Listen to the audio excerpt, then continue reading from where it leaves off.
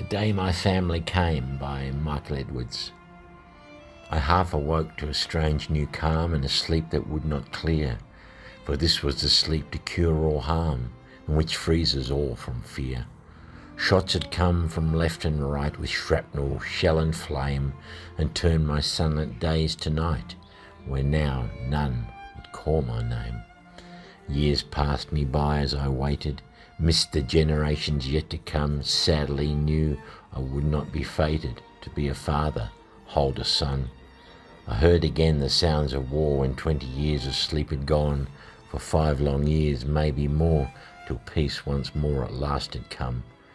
More years passed, new voices came, the stones and trenches to explore, but no one ever called my name, so I wished and waited evermore.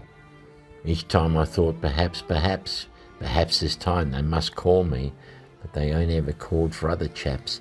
No one ever called to set me free. Through years of lonely vigil kept, to look for me they never came. None ever searched or even wept. Nobody stayed to speak my name. Until that summer day I heard some voices soft and strained with tears. Then I knew that they had come to roll away those wasted years. Their hearts felt out to hold me, made me whole like other men, but they had come just me to see, drawing me back home with them. Now I am at peace and free to roam, where'er my family speak my name. That day my soul was called back home, for on that day my family came. For 6 generations, my family cared for the grave of an Australian soldier. They were paid to do it, and this memorial represents my family's fulfilment of this commitment. This soldier was buried on the farm Bosmanspruit, next to the Bosmanspruit School, under the Australian blue gum tree. We can no longer look after the original grave. Mining destroyed the farm, and his remains were relocated to Hendrina Cemetery. With him went 3 Pretorius family members whose graves were by the Australian black wattle bush on the other side of the school. The mine obtained a fraudulent SARA permit 80 06 06 07 51 to rebury them in paupers' graves in Ermelo. Instead, they were buried in Hendrina Cemetery, graves K133, K134, K135 and K136 still without names. My wish is that this monument will enable the Australian government and their families to find their long-lost relatives to take further care of these graves. Corina de Jonge, 13th of January, 2018.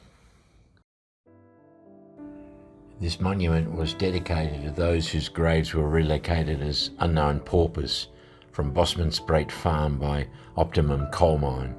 Australian soldiers, Lieutenant Stanley Spencer Reid, 28, Corporal Richard Joseph Furlong, 27, Private Clarence Chudley Clifford, 24, Private George Westcott, 21. Family members: Matthias Cornelius Pretorius, 24th of the 7th, 1890 to the 7th of the 9th, 1926, and 2 young sons, Hendrik Gerhardus Pretorius and Matthias Cornelius Pretorius. His only surviving son was named Willem Wouter Pretorius. He was the father, son, brother, uncle and cousin of Willem Wouter Pretorius. The following history of West Australians who fought in the Anglo-Boer War has been compiled by Lieutenant Colonel Campbell on the 20th of July 1910 from records made during the war. The first fight for 5 WAMI, and which took place at Bosman's Spruit Farm, Tuesday, 14th of May 1901. Captain Campbell and Lieutenant Hawkins and 20 men. At daybreak they came upon a party of Boers who were breakfasting. They opened fire on the Boers from 400 yards. The startled Boers sought cover in a plantation The order was given to fix bayonets and charge, and 15 men on horseback under Lieutenant John Frederick Hawkins. 6 WAMI attacked. The Boers' loss was estimated at 6 killed and some wounded. One of the attacking party was wounded in the thigh. 499 Private Joseph Thomas Facey, the 6th WAMI. About 800 head of cattle, ponies, a few rifles, and some ammunition were captured.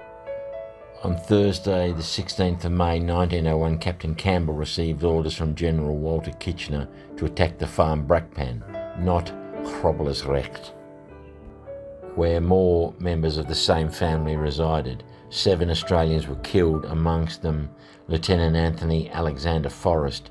2 died of wounds later, 8 were wounded, and 1 went missing. See details on the monument. Lieutenant Anthony Forrest, aged 16, was the son of Alexander Forrest and the nephew of Sir John Forrest, the early Australian explorers. Alexander had become Mayor of Perth, and Sir John became Premier of Western Australia in 1890, and after Federation, the Defence Minister in the Commonwealth Parliament at the time of the Anglo-Boer War. Boers killed and buried in these graves included Nicholas Johannes Rudolph, as well as the family members of Johannes Philippus, Bosman, Lawrence, Christian Jans van Rensburg, Abraham Benjamin Joubert.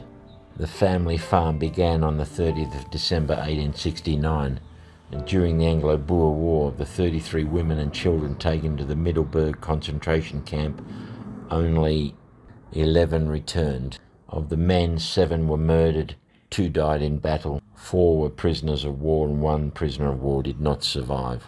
I couldn't read that, but I think it says the family farm was seized by the mining company.